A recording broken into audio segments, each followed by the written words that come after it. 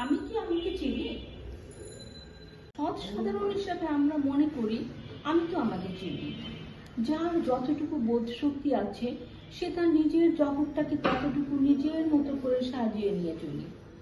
চলার পথে মোটামুটি আত্মতৃপ্তিতে থাকি যে আমি অমুক, আমার এই গুণ, আমার এতখানি ক্ষমতা ইত্যাদি।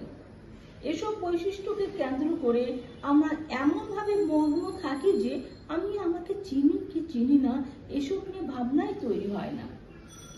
আর যদিও বা কখনো এরকম চিন্তা মনে আসে, তবে আমরা প্রায় সবাই মনে করে থাকি যে আমি আমাকে চিনি।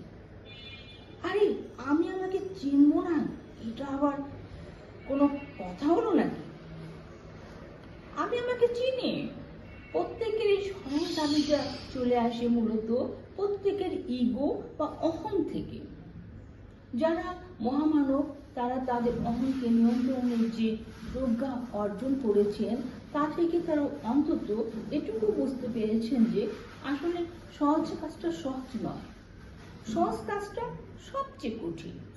বস্তুতপক্ষে নিজেকে চেনার এই সহজ দাবিটা এত সহজে অর্জন করা যায় না। মহামানবেরা এই কঠিন বিষয়টিকে আরো গভীর থেকে বিশুদ্ধ জ্ঞানের আলোকে বুঝতে পারেন যে সহজ কাজটা সহজে করার জন্য অনেক পরিশ্রম করতে হয়।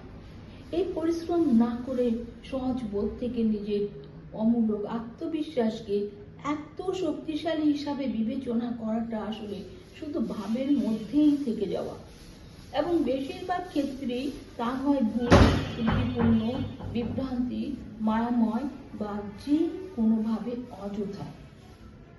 অহংকার, অহমিকা আর মূর্খ আত্মতৃপ্তির বেড়াজাল ভেঙে নিজেকে চেনার এই পথ পাড়ি দেওয়া যায়। পরম করুণাময়ের কাছে আত্মসমর্পণ করে এক সাধারণ ধ্যান মগ্নতার মাধ্যমে সেটা অর্জন করা সম্ভব। এবং কিভাবে সেটা সম্ভব সেটারই একটি অনুসন্ধানমূলক পর্যালোচনা হয়েছে এই বই জুড়ে।